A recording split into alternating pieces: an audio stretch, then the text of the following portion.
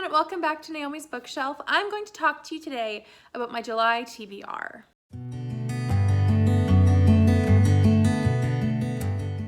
So in July, there are 3 readathons, actually 4 that I would like to participate in. I will make a separate TBR video though for the reading rush, which when the challenges come out, I will definitely be fitting books into those. But of the other 3 that I'd like to do are the Jane Austen July readathon, the All the World's a Stage readathon, and Summer of Contemporary-thon, which is already happening. So these books are fitting somewhat into those prompts. I did put up a picture of my TBR for Summer of Contemporary-thon on Instagram if you'd like to go look at those before specific books. I'm hoping to be done them before the end of the month though, as a personal goal. But these are the books I am specifically planning on reading in July. So the first book that I need to read is a Sherlock Holmes. I have been wanting to reread the Sherlock Holmes novels for a while, and Berna from Berna's Bookish Adventures and I were talking about it, and we decided we would buddy read them one a month starting in July. So we will be buddy reading A Study in Scarlet. This is a big bind up. This holds 3 of the main books along with the short story collections. But I will be buddy reading A Study in Scarlet. I am very excited to read this and then hopefully watch the adaptation right alongside it to see what they did differently and what they did that I actually really enjoyed as a change. So the next book that I am for sure reading is one that I am buddy reading with Megan from Megan the Story Girl. She's my cousin. We have a lot of fun buddy reading books, and we are reading this one over about 50 pages a week. So I'm already halfway through, but I will be finishing this one in July, and that is The Quintland Sisters by Shelley Wood. So this one follows an event in Canadian history where 5 girls were born, obviously quintuplets, were born at the exact same time for the first time ever and survived the birth. And this follows what happens in history as the doctor and the different people removed the children from their family and what happened after that. It's quite a sad tale about these children, and honestly I'm not loving this book right now. I am going to finish it though because I do want to know how it turns out. But as a childcare provider, these first 2-3 years of their lives have been very annoying to read at times. So I hope that this book turns out to be great, but I'm not having high hopes for it. So the next one I will definitely be finishing in July as well. And this is one that I had started previously to July, and that is War and Peace by Leo Tolstoy. I am buddy reading this with a local book club at the library. We're meeting over Zoom. It's been awesome to read War and Peace together, and we'll be finished, I believe July 30th is the date for our final book club discussion. So this will definitely be done in July. Hopefully it will be a really great ending, as right now we're over halfway through, or just about halfway, and I am not loving it, but I am liking it. So I'm hoping it will turn out to be even better than it is currently.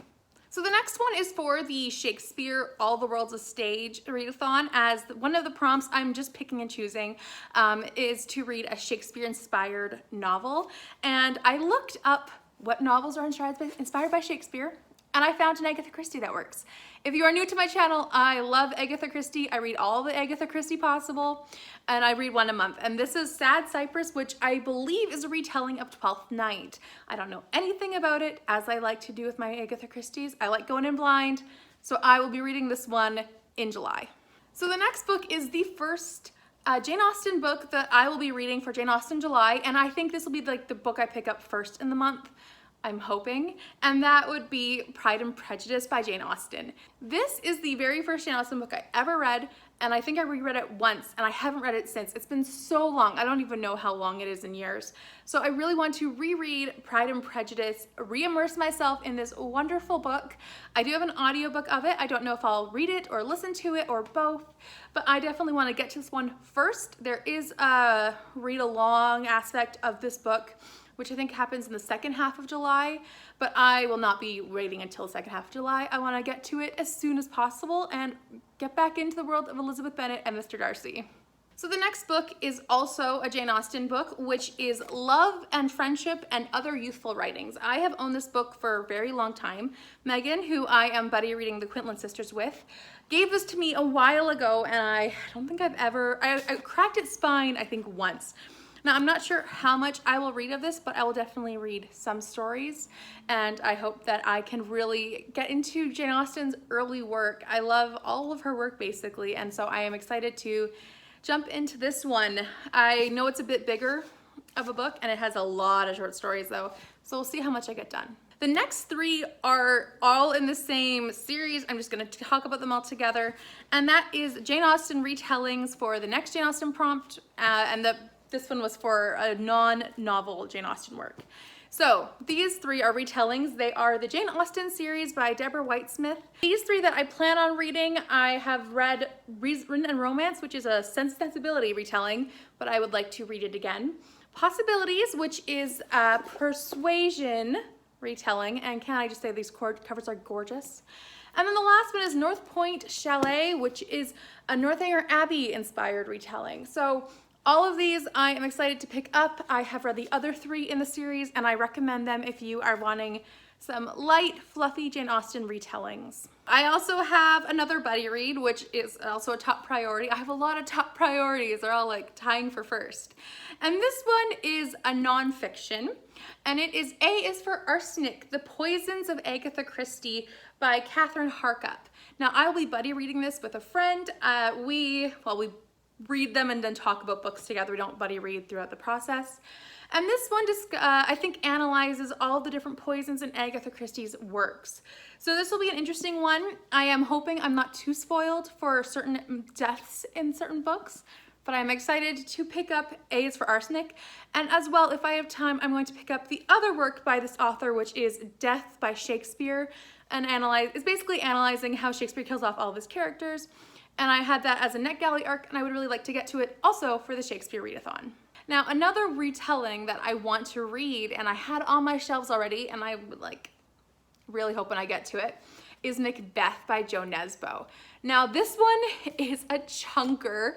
I have no idea how good this one is. It's a retelling, obviously, of Macbeth, and it sounds like it's gritty, and he might be a drug user or drug addict who is trying to work his way up through the police system. I don't really know too much. I did make a video about all the retellings on my shelves, of which this and these ones are on there. So if you want to check out more retellings, go check out that video. But I do hope to get to Macbeth if I have the time. So I have two more books left to talk about on this official TBR for July.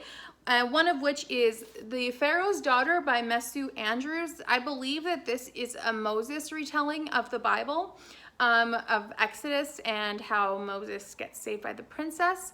I don't know too much. It's for the Biblical Fiction Buffs book club on Goodreads, and I will be definitely reading this within the next 3 months, but I'm really gonna try for it in July. So the very last book that I will be reading for sure reading in July is my Shakespeare play of the month, which is for also the Shakespeare challenge or the Shakespeare Readathon. And one of those challenges is just to read a Shakespeare play, watch a Shakespeare play, or read one outside of your comfort zone. So I'm gonna try one that's outside of my comfort zone. I am trying to watch/read at the same time, one a month. So that will be what I'll be definitely doing. And I have here a big book of Shakespeare, and I have several tabs left, but these tabs are all the ones I want to read, or all the ones I have not read yet. And I've made my way through a lot of them.